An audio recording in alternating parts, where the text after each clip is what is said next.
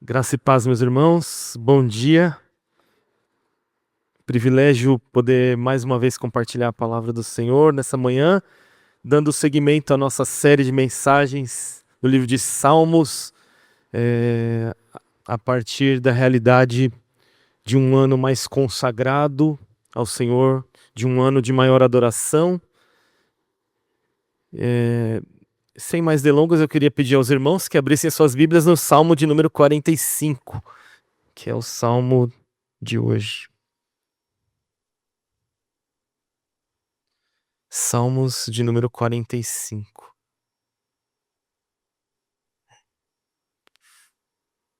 E eu confesso que enquanto os irmãos abrem, eu fui ricamente abençoado com o estudo desses salmos e tem uma missão muito difícil porque ele tem muitos detalhes importantes. Nós vamos tentar passar por todos eles, mas com o desafio de conseguir transmitir a mensagem potente que esse salmo carrega.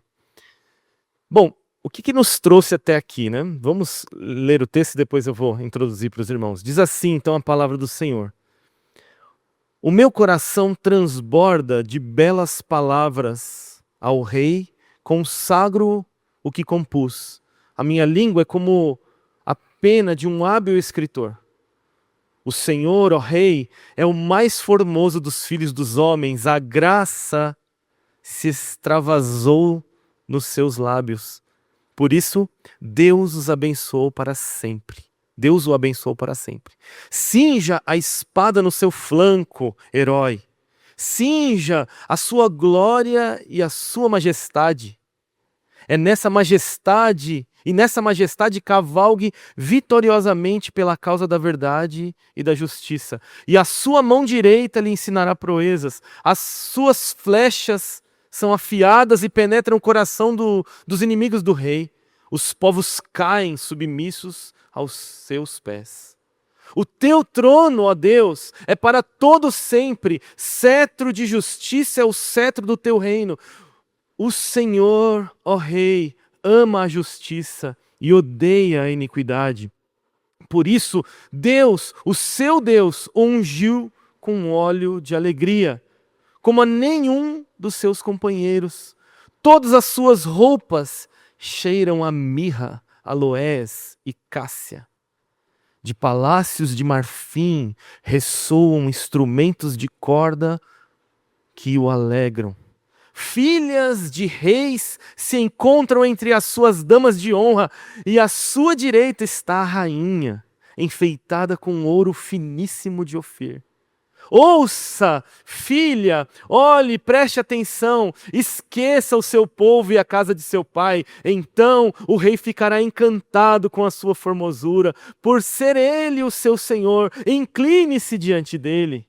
A filha de Tiro virá trazendo presentes, os mais ricos do povo lhe pedirão favores. A filha do rei é toda formosura no interior do palácio, os seus vestidos são enfeitados de ouro.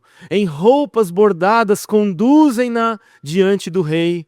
As virgens, suas companheiras que a seguem, serão trazidas à sua presença, ó rei. Serão conduzidas com alegria e regozijo, entrarão no palácio do rei. Em lugar de seus pais estarão seus filhos, colocados como príncipes por toda a terra. Farei com que o seu nome seja celebrado de geração em geração, e assim os povos o louvarão para todo o sempre. Amém. É uma oração. É um cântico e uma oração de louvor a Deus. É um cântico muito peculiar. Vamos orar ao Senhor, vamos pedir a graça dele mais uma vez. Senhor, nós nos rendemos à sua palavra nessa manhã. Pedimos a tua bênção, o teu amor, a tua condução ao nos depararmos com a tua realidade, com a tua palavra. Nos ensina, Senhor, aquilo que o Senhor deseja nessa manhã aos nossos corações, para a glória do teu nome. Amém. Amém. Meus irmãos, nós chegamos até aqui com o propósito de levarmos o nosso coração por um ano de 2006 mais consagrado ao Senhor. Não sei se essa palavra é tão adequada, mais consagrado, porque consagrado já é algo santificado, já é algo separado, né? Mas se a gente pudesse colocar alguma coisa que pudesse aumentar essa consagração, seria essa palavra de maior adoração a Deus. Então nós começamos lá no Salmo 1º, compreendendo que isso só pode acontecer por meio da palavra de Deus, e que nada melhor do que nós irmos para o livro dos saltérios, das orações, dos cânticos do povo de Deus, para podermos compreender, né, o que significa a esperança no meio da vida, o louvor, o lamento e a palavra, e enfim, Jesus, o Messias, né? Esse livro aponta muito para essa realidade da Torá, da palavra e do Messias. Vimos isso no Salmo 1º, que é importante nós termos o nosso prazer na lei do Senhor e nessa lei meditarmos dia e noite. No segundo domingo nós vimos e compreendemos que o propósito em meio ao lamento, nós vimos isso por meio do Salmo de número 22, um salmo também messiânico, que aponta para Jesus, que as palavras do rei ali, do sofrimento, do lamento do rei, também são as mesmas palavras usadas por Jesus, que os evangelhos também traduziram como essa expressão de lamento. Vimos também que o lamento não é o fim, e de fato, o livro dos Salmos não é um livro apenas de lamento, ele tem lamentos na sua composição, mas ele termina em louvor e adoração ao nosso Deus. O lamento não é o fim das nossas vidas, o sofrimento, a dor, mas é o louvor a Deus, a adoração ao nome do nosso Deus, para onde nós estamos caminhando. E nesse terceiro domingo nós vamos falar sobre o Salmo de número 45. Ele é um salmo extremamente peculiar, porque é o único cântico que é considerado um cântico de casamento. É um cântico que foi inserido no livro de Salmos especificamente para ser cantado nos casamentos, principalmente nos casamentos dos reis, né? Mas era também cantado em casamentos do povo de Deus. Então, geralmente, se tivesse um casamento, eles iriam cantar essas palavras. Esse salmo, ele se torna um salmo mais importante ainda do que ele já era na realidade do povo de Deus, quando o autor aos Hebreus cita no capítulo 1 os versículos 8 e 9 desse salmo, se referindo à excelência e à grandeza de Cristo, de Jesus, em relação ao seu reinado, ao seu ofício profético, ao seu ofício sacerdotal, ao seu ofício real. Rei, profeta e sacerdote. O autor aos Hebreus ele vai citar. Então ele conecta esse salmo a essa realidade profética. Ele não é só apenas uma canção de amor, uma canção de adoração, mas ele também é uma menção profética do rei que havia de vir, esperado pelo povo judeu. Ele faz parte do terceiro livro de Salmos, que enfatiza inclusive essa realidade. Virá um rei, o mundo está caótico, o mundo está de mal a pior, mas virá um rei que governará com sua justiça, seu amor, e ajustará todas as coisas. É uma expectativa pela vinda do rei, pela vinda do Messias. Então esse salmo, ele traz essa realidade. O curioso desse salmo, que é importante a gente falar antes de nós entrarmos no texto, é que ele é um salmo dos coraitas. Para muitas pessoas isso não significa coisa alguma, né? Porque ninguém nem sabe o que é coraíta, né? É igual corintiano, palmeirense, né? Sabe? Mas coraíta são os filhos de Corá, os descendentes de Corá. Quem foi Corá? Corá foi um homem que se rebelou contra Moisés no deserto. E é interessante que na história da redenção, olha como é que esse salmo é um salmo de adoração que aponta para a redenção de Cristo. Os coraitas se tornaram os porteiros dos prédios. Era uma categoria de levita, especificamente, que ficava tomando conta da porta dos prédios. Uma informação importante está lá no Salmo 84, quando um coraíta escreve o salmo e diz o seguinte: o pardal encontrou casa e andorinha ninho para si. Lembra desse salmo? Quem já ouviu falar desse salmo? Salmo 84. Tem até uma canção, né?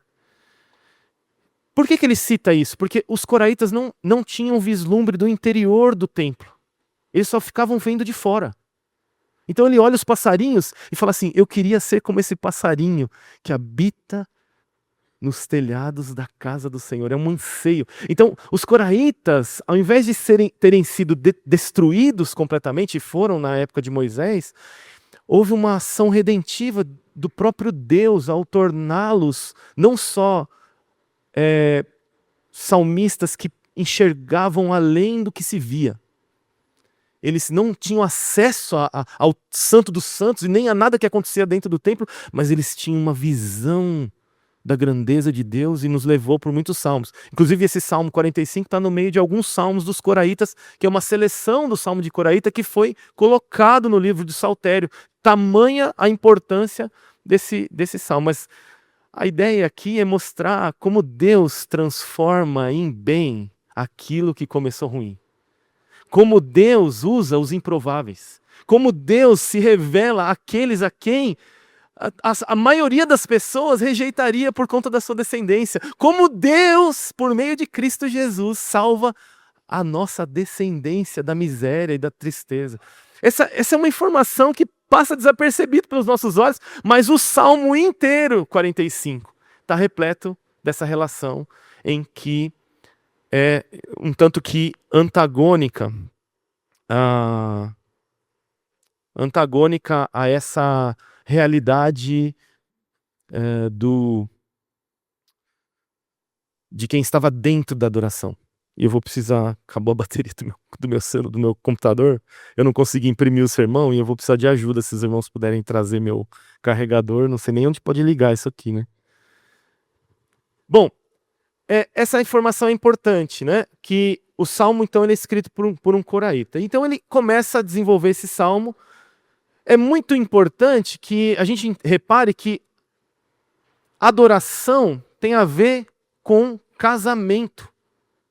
Lembra que a gente falou alguns sermões atrás que tudo começou ali num casamento? Como é que Deus resolve o problema da não conformidade do mundo, daquilo que é não bom? Um casamento. Da mesma forma que esse casamento do rei, e era muito provavelmente o rei Salomão, que estava casando aqui, ele estava mostrando aqui o tempo áureo do reinado de Salomão, que inclusive aponta para o reinado de Cristo. O rei que era amado por Deus, Salomão era amado por Deus, o próprio Deus menciona isso na sua palavra. Ele também, esse casamento, ele aponta para o casamento do Cordeiro de Deus nas bodas do Cordeiro. Quer dizer, é o mesmo casamento que está sendo mencionado aqui. Por causa do autor aos Hebreus, ele conecta esse casamento, essa relação, essa canção de amor a uma expressão de adoração e esperança que vai culminar na bênção para todas as nações. Então são outras curiosidades que vão a partir do texto, vão surgindo. E ele começa de forma bastante incomum. Porque nenhum salmo começa com um anúncio do salmista sobre o que ele vai escrever. Todo salmo começa ele já descrevendo aquelas realidades. Mas esse começa de maneira peculiar, e no verso de número 1, cabe a gente olhar com um certo cuidado. Primeiro, o meu coração, diz a palavra, transborda de belas palavras. Ao rei consagro o que compus. A minha língua é como uma pena de um hábil escritor. Tem 3 relações aqui que são demonstradas nesse texto. A primeira é que a adoração não se faz sem coração. Adoração se faz com coração, com alma, com emoção, com razão, com escolhas. É tudo que somos, tudo que temos. Coração na Escritura é uma palavra que envolve todo o nosso ser. Então, de todo o meu coração. Então, quer dizer, o salmista está dizendo, ele vai escrever algo tão importante que ele se preocupa em dizer o porquê e como ele vai fazer isso. Ele vai dizer, eu vou fazer isso de coração. O meu coração transborda, o meu coração está cheio de belas palavras. Quer dizer, ele faz essa menção. Ao rei consagro o que compus. Essa é a segunda indicação do que nós podemos aprender sobre adoração para 2026. Nós não podemos viver 2026 pela metade. Ou como parte da nossa vida. Nós precisamos viver inteiramente ao Senhor. Nós não podemos viver parcialmente para Deus em 2026. Nós precisamos viver transbordando com o nosso coração de belas palavras. Sabe por quê? Por que ele diz isso? Porque o Senhor a quem ele vai descrever, o rei a quem ele enxerga, é belo. O Senhor a quem ele vai descrever, o rei a quem ele enxerga, é poderoso, é grande. Ele vai descrever isso. Então ele diz isso. Segunda coisa é que adoração significa consagração em primeira instância. A primeira palavra no Novo Testamento que menciona a palavra adoração é proskeneu, é prostração, é como uma entrega, como uma rendição, é como algo que foi dado. Não existe adoração sem oferta. Não existe adoração sem serviço. Não existe adoração sem entrega. Não tem como ele cantar essas palavras ao rei sem ter um coração disposto a ofertar algo. E por último, nesse versículo que nos indica essa introdução é que ele diz: a minha alma, a minha língua é como uma pena de um hábil escritor. É uma metáfora, uma poesia. Nós estamos lidando com um cântico, mas o que ela quer dizer é que não adoração significa que ela precisa corresponder a uma realidade. Amém? Estão comigo aqui, meus irmãos? Então, não se adora falsamente. Ou seja, ele diz o seguinte: o meu coração está transbordando, eu estou consagrando ao rei os versos que compus, mas eu sou habilidoso no que eu faço. Quer dizer, eu preciso... A adoração ela é respaldada com veracidade. Eu gosto da palavra coerência. A gente não pode dizer uma coisa e viver outra. É isso que está dizendo aqui. Se ele está transbordando de belas palavras, se ele está consagrando ao rei supremo que ele está enxergando os seus poemas, ele precisa ser um hábil escritor. Não se serve Jesus, não se adora Jesus de qualquer jeito. Não se entrega qualquer coisa para Jesus. As nossas palavras precisam estar alinhadas à nossa ação, ao nosso discurso. Percebe isso no texto?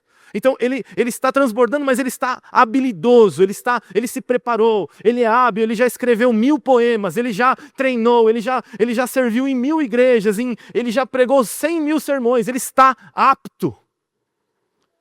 Ou seja, ele está preparado. E essa é uma indicação muito importante. Nós não podemos adorar Jesus de qualquer jeito. Nós não podemos entrar em 2026 para viver um ano de qualquer jeito. Nós precisamos nos preparar. Por isso a palavra, por isso a devocional, por isso os cultos, por isso a comunhão, por isso a igreja caseira, porque nós precisamos nos preparar. Não se adora Jesus de qualquer jeito. Essa é a ideia que o salmista está passando aqui. Porque a realidade desse rei é muito grande. E é isso que ele vai começar a descrever agora. E ele começa com uma afirmação, e ele faz 4 afirmações, eu vou resumir, porque senão eu vou ficar até amanhã aqui. Porque tem tanto detalhe, senão fica até amanhã. Ele faz dos versos 2 até o verso de número 5, ele faz 4 afirmações sobre o rei, a majestade desse rei. Quem é esse rei? O que significa esse rei? Essa é as declarações que ele faz. Então, ele vai começar no verso 2 dizendo: o Senhor Rei é formoso. Eu dei o título para esse trecho de versículo que é as declarações ao rei. Ele diz que esse rei, ele é o mais formoso dos filhos dos homens. Muito obrigado, meus irmãos. Desculpa o infortúnio. Daqui a pouco ele vai ligar. Ele diz que é o mais formoso dos filhos dos homens. Ó Senhor, o Senhor, ó Rei, és o mais formoso dos filhos dos homens. Então, nós estamos falando em uma espera ativa por um rei. A ideia que está por trás do Salmo 45 aqui, principalmente no livro 2, é que agora que já passou o entendimento da Torá, em lamentos, em louvor, eles começam a profetizar, a falar da promessa do rei que viria, o Messias que foi prometido, aquele dos quais os profetas falaram. Lembrando que o livro de Salmos ele permeia mais de 1000 anos, em torno de 1000 anos de história do povo de Israel. Então, quer dizer, pode estar se referindo a muitos períodos, é difícil de definir datas em Salmos, porque ele pode estar se referindo a muitos períodos, mas de forma clara que havia uma expectativa por esse Messias. É isso que o livro de Salmos procura. Ele procura levar o povo à Torá e ao reconhecimento desse rei que viria, para que eles pudessem voltar do cativeiro. Lembra que é um povo que está saindo do cativeiro, que está recebendo esse saltério. E assim, de onde surgiu essa promessa? Surgiu lá de Gênesis, né? O seu descendente, né, terá inimizade com é sobre uma descendência. Mas em que descendência nós estamos falando aqui? A descendência de Davi. Demos um salto gigante, senão vamos até amanhã. Descendência de Davi. Aonde que surgiu a promessa do reino eterno de Davi? Em que contexto surgiu a promessa do reino eterno de Davi? Surgiu em meio à adoração. Surgiu em meio ao tabernáculo de Davi. É em torno da adoração que Davi promove na história bíblica, que Deus responde, confirmando o trono de Davi, apontando o trono de Davi. Quando Jesus é chamado de filho de Davi, ele está querendo dizer exatamente isso, é filho descendente do trono eterno de Davi. É em Jesus que o trono de Davi se torna de fato eterno e permanente. É por causa do rei Jesus que o trono de Davi se torna esse trono definitivo, permanente, que Deus está construindo durante toda a história da redenção. E aonde que isso acontece? Em meio à adoração. Deus recebe, Davi organiza um tabernáculo 24 horas, uma adoração 24 horas a Deus. Deus está recebendo essa adoração, vem do coração de Davi, então ele se derrama. Deus é um Deus que é fantástico. Ele é um Deus que se entrega. Antes de nós nos entregarmos, meus irmãos, ele já se entregou. Ele já deu o exemplo. Ele se derrama. Então, quando ele recebe aquela adoração, ele faz uma declaração: seu reino, Davi, será eterno. E Davi não ia conseguir nem dar 2 passos dessa promessa. Ele não dá nem o primeiro passo dessa promessa, ele nem constrói o tabernáculo definitivo. O templo de Salomão, né? Não esse aqui do Brás, né? O templo de Salomão. Ele não constrói, não participa disso. Mas é sobre a sua descendência que ele vai visualizar, que ele vai receber essa grandeza desse reino. Portanto, ele dá 4 características. Então é o rei, essa é a primeira característica, o rei formoso. E aí tem várias coisas que estão em torno dessa, né? Os filhos dos homens. Essa linguagem de filhos dos homens, filhos de reis, é porque é uma linguagem, por exemplo, quando nós lemos o Salmo 2, beijem o filho. É uma referência assim, os reis tinham essa herança de Deus para governar, eles eram filhos dos deuses, por isso fala filho do homem, essa ideia de que, e Jesus é chamado o filho de Deus, Jesus é aquele que é o filho de Deus. E ele continua dizendo, por isso Deus o abençoou para sempre. Quer dizer, quando nós olhamos para essas declarações, nós podemos facilmente perceber que Jesus, é o mais formoso de todos os filhos. Ele é o único Deus. Nós podemos perceber claramente que por meio dos seus lábios, por meio da sua vida, das suas palavras, extravasou graça. E de novo, é um assunto do Salmo aqui, é graça ao imerecido, ao improvável, ao menos importante, ao invisível. É essa ideia que está por trás aqui. De repente ele fala que esse rei não é só um rei, graças a Deus voltou aqui. Ele não é só um rei que é majestoso, não é um rei só formoso, mas ele também é um rei vitorioso. Ele é um rei vitorioso. Cinja sua espada, ó herói. Então ele tem um meio, ele tem uma espada, ele tem um jeito de construir proezas. Ele é o mais, aquele que é mais forte, ele é o herói. Então ele vai dizer, vista sua espada, herói. Uma curiosidade também importante, que liga esse texto ainda mais a Jesus, é porque Salomão não teve guerra. Muito provável é sobre Salomão que o texto está falando. e ele não teve guerras no seu reinado. Então, os autores, eles dizem assim, é estranho alguém que conheceu Salomão, que nunca lutou, citar esse texto, mas é porque de fato ele não está falando sobre o próprio Salomão, ele está falando daquele rei que lutou, que venceu o poder da morte e do caos para nos abençoar. Ele está falando aqui realmente do Senhor Jesus, como apontado no autor aos Hebreus. Então, ele é um rei que cinge a sua espada, então por causa disso ele é vestido de glória e majestade. A sua presença e a sua beleza são o seu caráter, glória e majestade. Ele se veste de glória e majestade enquanto luta.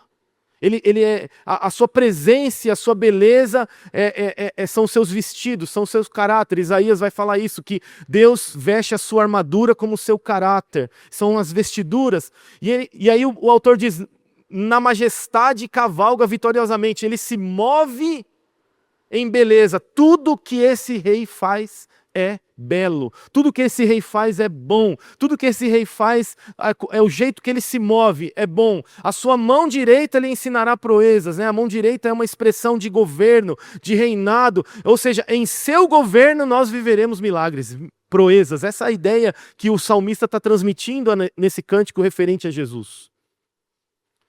As suas flechas são afiadas e penetram. Ele vence os seus inimigos.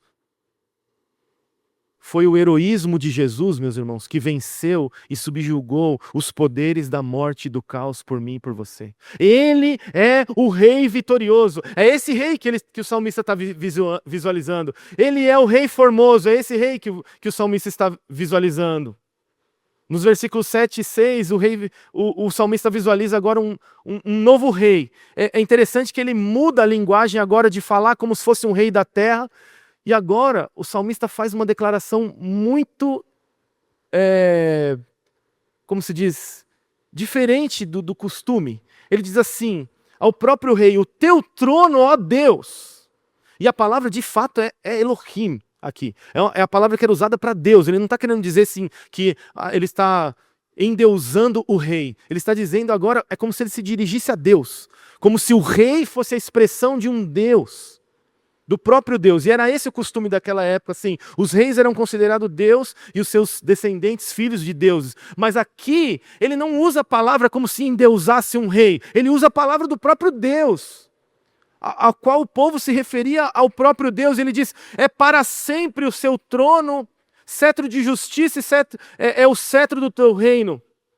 O Senhor é o rei que ama a justiça e odeia a iniquidade. Isso aqui eu resumi como é o rei eterno. Então o salmista está visualizando esse rei, a beleza desse rei. E é a majestade, a beleza desse rei que vai abençoar as nações, que vai curar as nações. É só a beleza de Jesus, é quando eles verem a Jesus que eles vão ser curados, é quando nós vemos a Jesus que nós podemos adorá-lo verdadeiramente, nós somos curados. Porque é no meio da adoração, enquanto nós olhamos para Deus, que nós somos curados das nossas imperfeições. Por quê? Porque as nossas imperfeições e falhas só podem ser supridas por Ele. Nenhum ato humano, nenhum esforço humano pode ser utilizado para suprir alguma imperfeição que a gente possui. Então agora o salmista está vendo um rei que é eterno.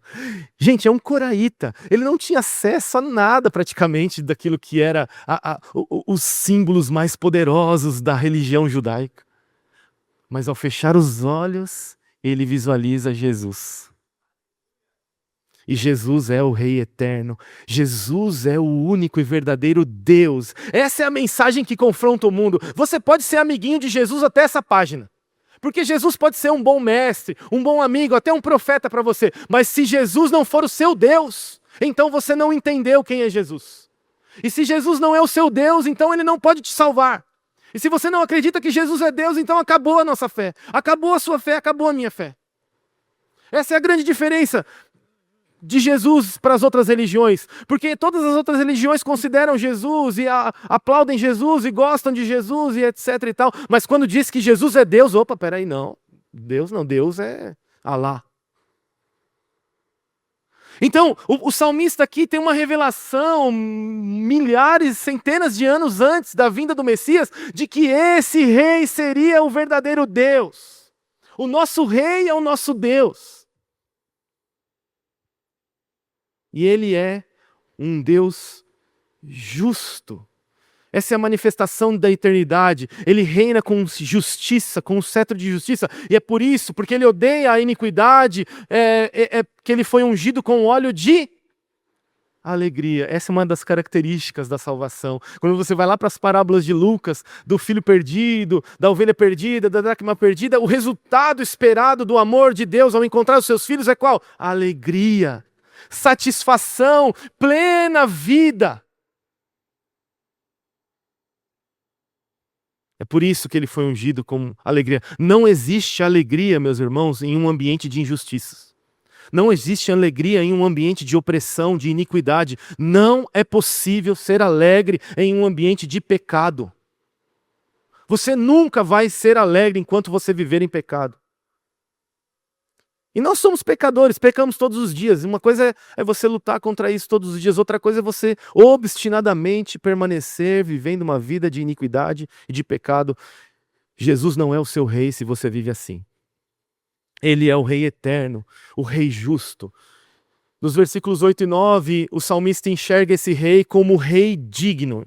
E é esse o texto que o autor aos Hebreus cita, todas as suas roupas.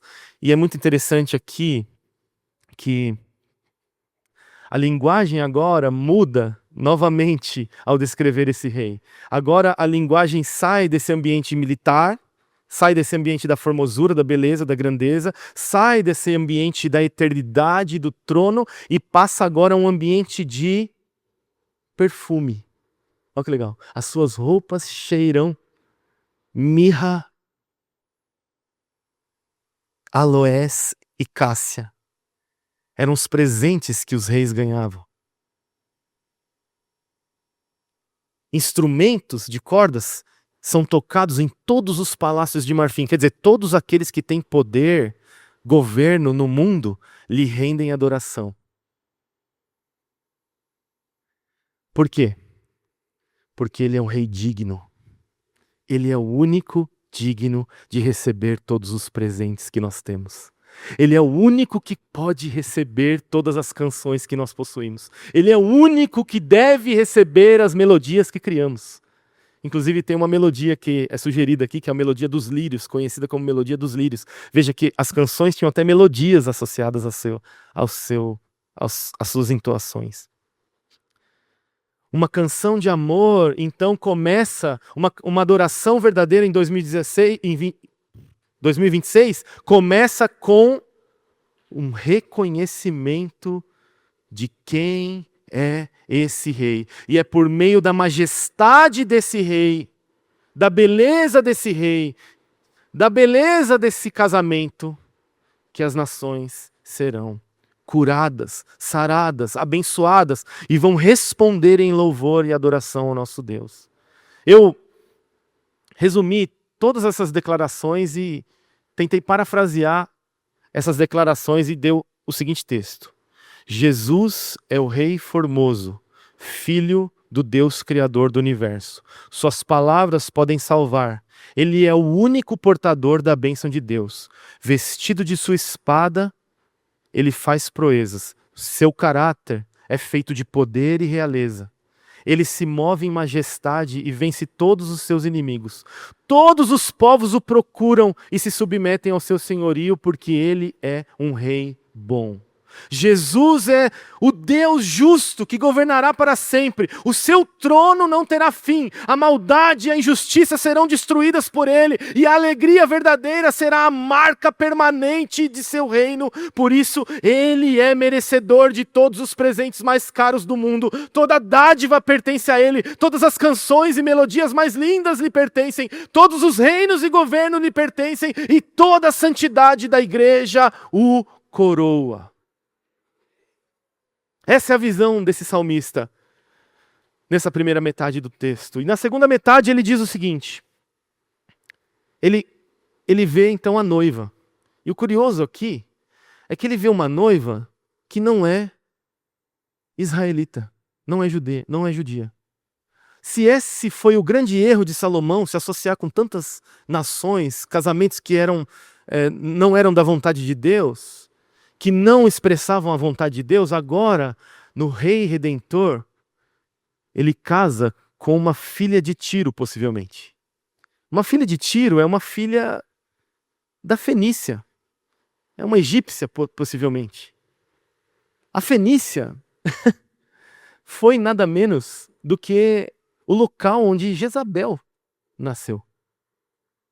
A pior rainha de Israel veio da Fenícia. Tiro era uma nação estrangeira. Foi o rei de Tiro, foi o rei Irão, que, por enredo bíblico, foi o primeiro a reconhecer o reinado de Davi quando ele recebe a profecia. Ele manda presentes.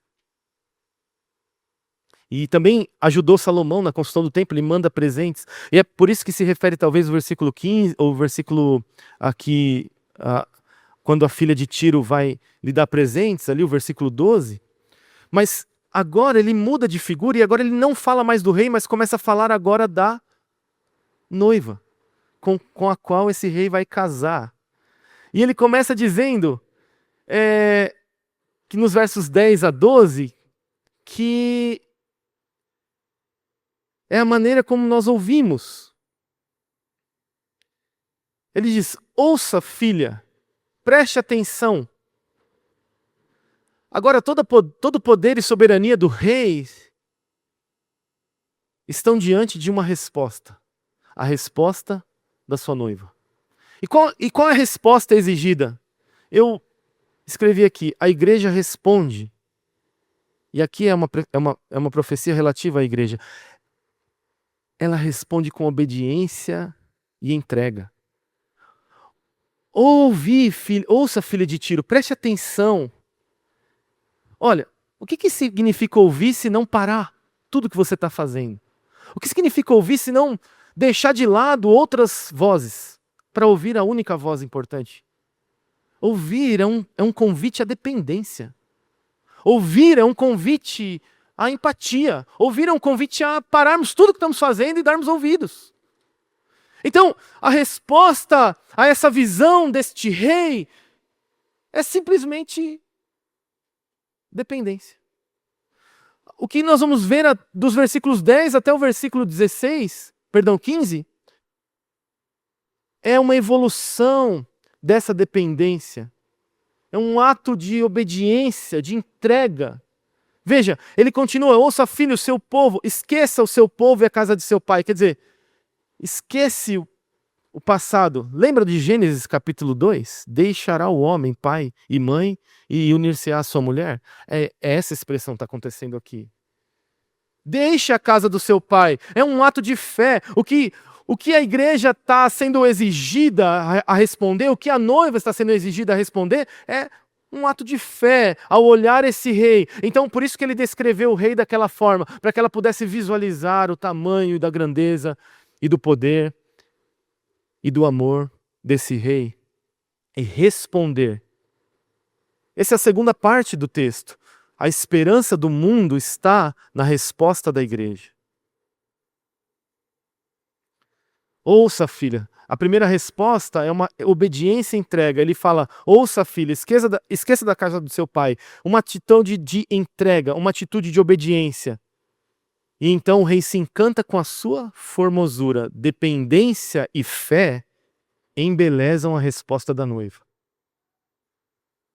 Arrogância e autonomia nos torna feios, irmãos, diante de Deus. Porque nenhuma arrogância e autonomia humanas podem vencer a soberania de Deus. Você pode estar obstinado contra Deus.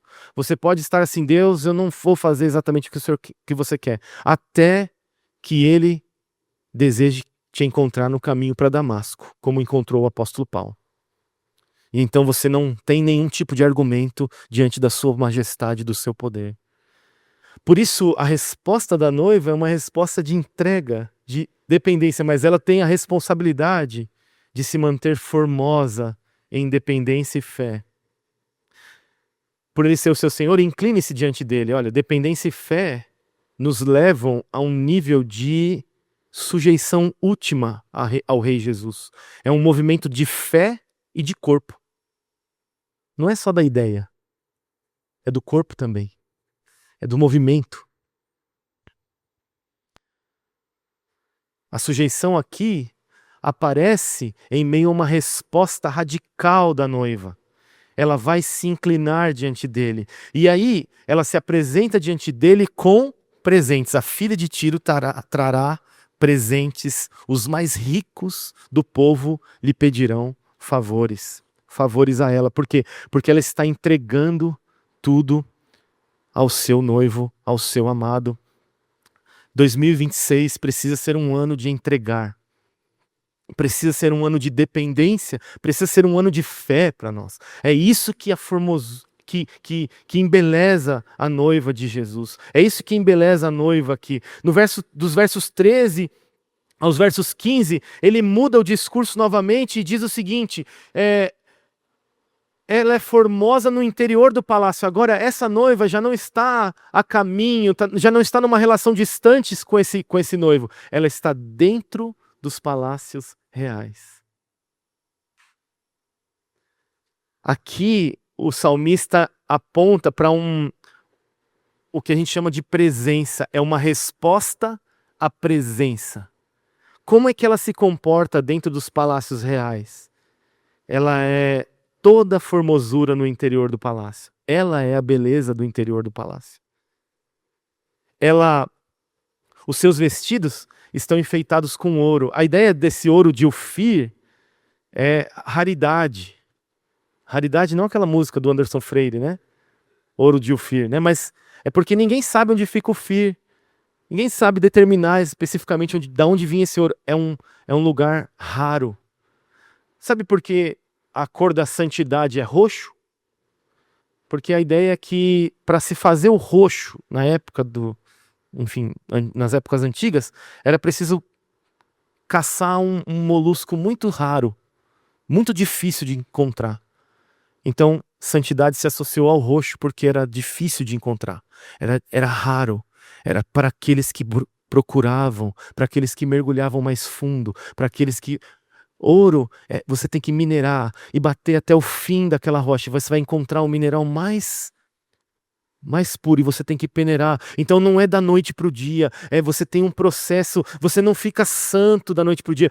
Essa noiva já está santificada porque ela já está adornada de ouro. Essa ideia do salmista, ela está santa, preparada, ela está em dependência e fé, ela está em entrega total daquilo que ela tem ao seu amado, ela não tem reservas ao seu amado. Em roupas bordadas, conduzem-na diante do rei. De novo, essa ideia de raridade. Ninguém faz roupa bordada para o dia a dia, porque era difícil, você tinha que dar ponto por ponto. Então, essa é a ideia que está aqui. Ela está de roupas bordadas porque ela construiu isso, porque ela buscou isso, porque ela intencionalmente foi atrás disso. 2026 precisa ser um ano em que busquemos a santificação diante de Deus, em que isso seja como um ouro de Ofir vestindo as nossas roupas. Ela não só é assim, porque ela tem atitudes também de bondade, essa é a ideia que está por trás aqui de algumas falas, como também é replicado em Apocalipse, que o linho fino são os atos de justiça dos justos. No versículo 15 ele diz: elas serão conduzidas com alegria e regozijo, entrarão no palácio dos reis. Assim também como alegria é o que unge o rei, é a alegria que nos faz entrar na sua presença. Que alegria é essa, irmãos? É a alegria de ter sido resgatado, não merecendo ser resgatado. Salomão estava casando com uma estrangeira, ele não podia casar com uma estrangeira. E deu tudo errado na vida de Salomão. Mas Jesus, não. Ele conserta tudo isso. E ele está casando com gentios. Todos os povos agora são e podem ser igreja de Jesus, noiva de Jesus. Essa é a ideia que está por trás aqui. E ele encerra esse texto dizendo o seguinte, nos versículos 16. É o resultado dessa intimidade, o resultado dessa adoração, o resultado dessa esperança, é que em lugar de seus pais, os deuses, os reis, estarão os seus filhos, colocados como príncipes por toda a terra. O motivo de o rei estar casando é porque ele precisava de príncipes para governar todo o seu domínio. Então, o fruto da intimidade desse casamento são filhos, descendentes. Pessoas que vão agora representar o seu reinado por todo o seu domínio. Acontece que o nosso rei é eterno. Ele não precisa de descendentes. Ele não precisaria de descendentes. Ele poderia resolver tudo sozinho. A diferença aqui é que o nosso rei escolheu ter descendentes. Ele não precisou, como esses reis que passaram. Davi passou, Salomão passou. Os outros reis passaram. Putin vai passar. Lula vai passar. Bolsonaro vai passar. Todos os governantes dessa terra vão passar. Só há um rei que permanece para todo sempre. E ele escolheu eu e você, a sua igreja, para representá-lo. Ele não escolheu os governantes opressores desse mundo. Ele escolheu os seus filhos, que ele fez por livre e espontânea vontade, não por pressão e por necessidade, mas por amor. Por amor. O resultado da adoração e da esperança é que as nações são abençoadas com aqueles que se parecem com o seu rei. Nós somos filhos do rei, filhos de Jesus, temos que nos parecer com ele. E é por isso que ele diz no versículo 17, farei com que o seu nome seja celebrado de geração em geração, assim os povos o louvarão para todo o sempre. Viver em adoração e esperança como missão. Nós precisamos viver em adoração e esperança como missão em 2026. A majestade do rei nos leva à adoração. A beleza do rei cura as nações. A esperança do mundo, das nações, está na noiva, na resposta da noiva, que é a sua igreja. E a bênção das nações depende da maneira como vivemos adoração e esperança. A maneira como eu e você vamos viver adoração e esperança em 2026 depende se as nações vão louvar a Deus ou vão blasfemar a Deus. Enquanto esperamos esse reino vir, Jesus voltar, como temos reconhecido Jesus? Nós temos reconhecido ele como nosso rei formoso, vitorioso, eterno, digno. O clamor do salmista, nessa primeira parte, é por uma vida de exaltação e reconhecimento do rei. Enquanto nós esperamos a vinda do reino definitivamente, o reino que já veio e que virá, como nós temos respondido a esse rei? Nós temos sido conduzidos, repare que a ideia dos versículos 10 até o versículo 15 é que a noiva é conduzida. Ela se deixa levar. Ela se entrega nas mãos do seu amado.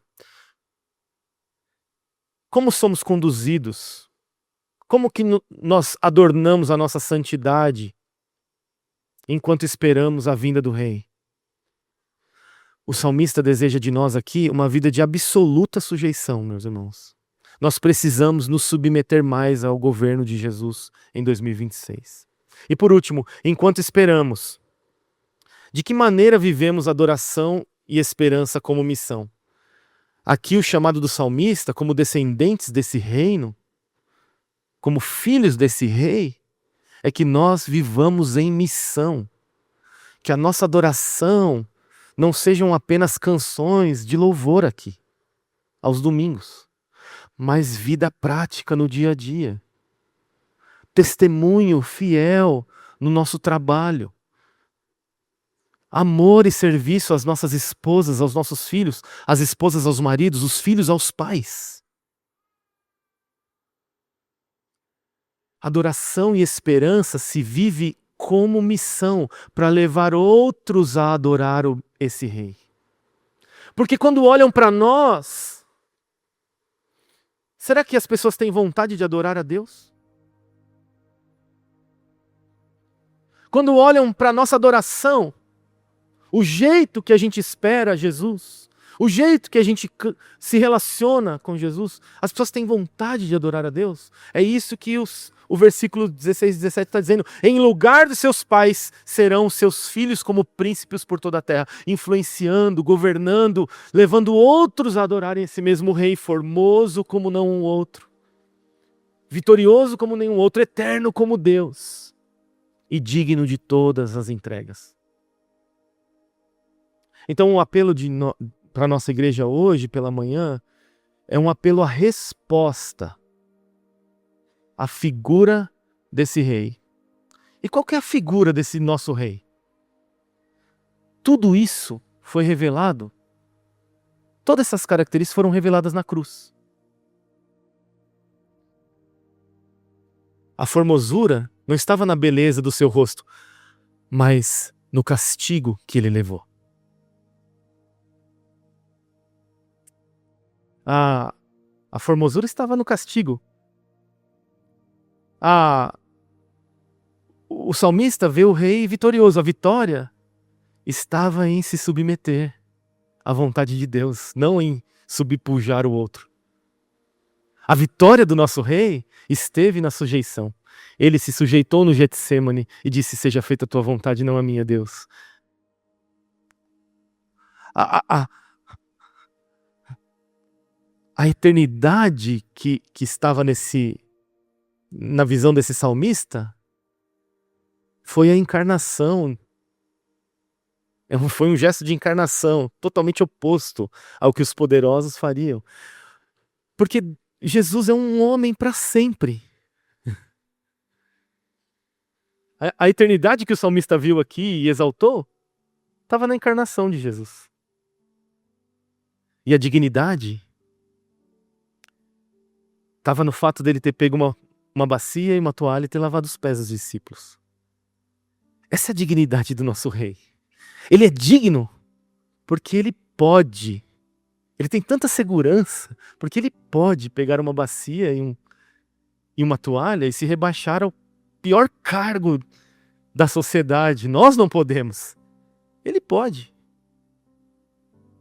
Nós não conseguimos porque somos cheios de vanglória, cheios de vaidade. É esse o fluxo da adoração que ele deseja de cada um de nós em 2026. É completamente oposto à nossa visualização de poder e de glória e de majestade. E é isso, é por causa dessa autossujeição de Cristo, esse autoesvaziamento, que ele pôde ocupar a posição mais alta de todas as posições, sobre a qual todo nome, toda língua confessará que Cristo é o Senhor. Ele é o Rei. E como nós respondemos? Como nós respondemos? Com pecados, com distâncias, com brutalidade. O chamado da nossa resposta é santidade, é purificação, é raridade nas ações, é agir ao contrário do que todo mundo está esperando. É isso que Deus quer de você, de mim, para 2026. Se alguém te deu um tapa na cara, não reaja, não pega uma arma e atire nele, dê a outra face. Essa é a majestade desse rei e a resposta esperada dessa noiva, que somos nós, a igreja. Então eu queria que você fechasse seus olhos nesse momento e o meu apelo nessa manhã especificamente é que você tenha um 2026 com uma resposta diferente de 2025. E eu queria que você adorasse ao Rei, visualizasse esse verdadeiro Rei, que é digno, que é formoso, que é vitorioso, que é eterno. E que você se visualizasse a sua noiva, a sua igreja respondendo, e você se entregasse, ouvisse essa canção de amor nessa manhã. Enquanto nós adoramos, ouça uma canção de amor de Deus a você. Enquanto nós falamos ao coração de Deus, ouça uma canção de amor de Jesus para você, dizendo: filha, ouça. Senhor, nós estamos aqui, nós somos a tua igreja e nós queremos viver um 2026 diferente de 2025. Nós queremos adorar mais ao Senhor, nós queremos consagrar mais o nosso coração a ti, porque nós compreendemos essa verdade. O nosso rei é um rei tão formoso que sai dos aposentos e vai verter a vida por um pecador como eu. Então, como não responder a essa realidade com tudo que temos e somos? Como continuar obstinadamente vivendo em pecado, Senhor, diante de tamanho amor?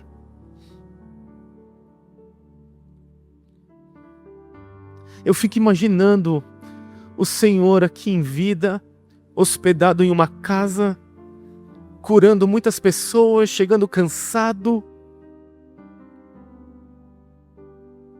e no outro dia saindo pela manhã para enfrentar a cruz por mim. Senhor, então, me ajuda, Senhor, a depender mais. Me ajuda a entregar mais nesse ano. Me ajuda, Senhor, a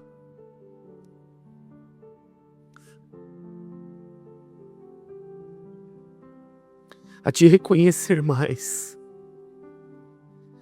Eu sei, Senhor, haverá um dia em que nós não mais entristeceremos o seu coração.